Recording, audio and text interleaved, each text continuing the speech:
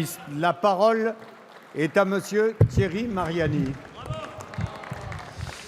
Monsieur le Premier ministre, la saison des Molières approche et je crois qu'en matière de distinction théâtrale, avec un scénario bien ficelé comme celui que nous présente votre gouvernement, des rebondissements permanents, c'est un Molière du meilleur scénario que mérite votre gouvernement.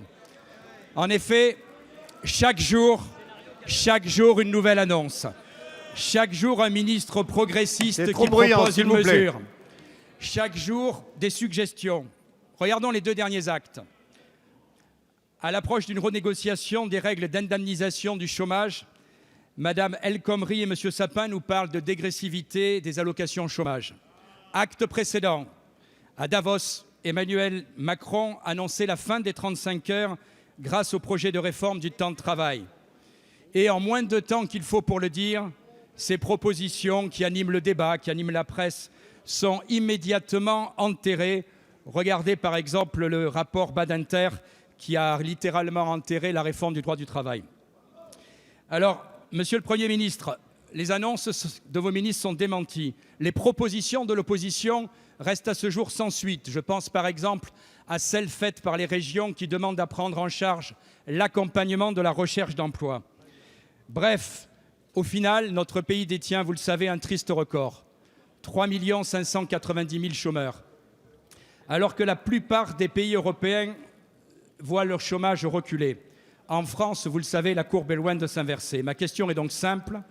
Au-delà des effets d'annonce, des coups de communication, des propositions peu orthodoxes de certains ministres, la comédie jouée par votre gouvernement laisse les Français de marbre. Que faites-vous réellement pour lutter contre le chômage ? La parole est à monsieur le Premier ministre Manuel Valls. Monsieur le Président, Mesdames et Messieurs les députés, Monsieur le député Thierry Mariani, vous avez raison. Nous vivons depuis de nombreuses années avec un chômage à un niveau insupportable. Chômage marqué, vous le savez, par une grande précarité, par un chômage de longue durée, notamment des chômeurs peu qualifiés. Et nous devons nous attaquer pleinement à ce défi considérable pour notre société. Je sais bien que tout ce qui a été fait par le passé a été parfait et que ce que chacun propose pour l'avenir est particulièrement clair.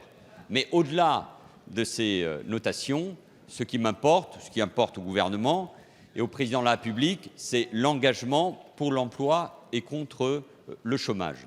Les partenaires sociaux ont une responsabilité, notamment dans le cadre de la négociation de l'UNEDIC. Et le gouvernement invite tout simplement chacun à prendre pleinement ses responsabilités, à tout faire pour réduire le déficit de l'UNEDIC et à tout faire pour permettre le retour à l'emploi. C'est ça qui est aujourd'hui de la responsabilité des partenaires sociaux et la ministre du Travail l'a parfaitement rappelé.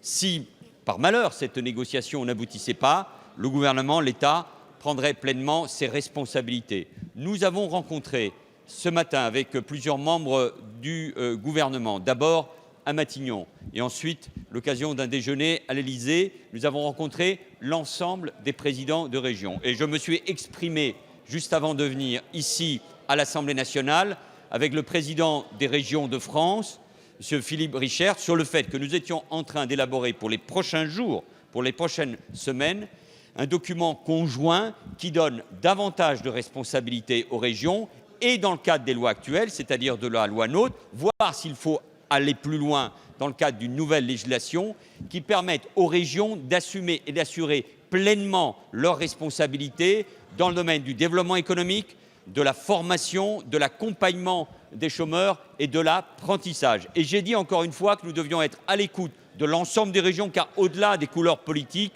nous avions une responsabilité, c'est de tout faire pour le chômage. Alors, monsieur le député, au-delà des phrases, au-delà des commentaires, au-delà du cinéma, moi ce qui m'intéresse c'est la réalité, c'est l'engagement de tous, c'est d'entendre les messages, et les présidents des régions l'ont parfaitement entendu des électeurs, et c'est de tout faire pour nous engager dans cette bataille pour l'emploi.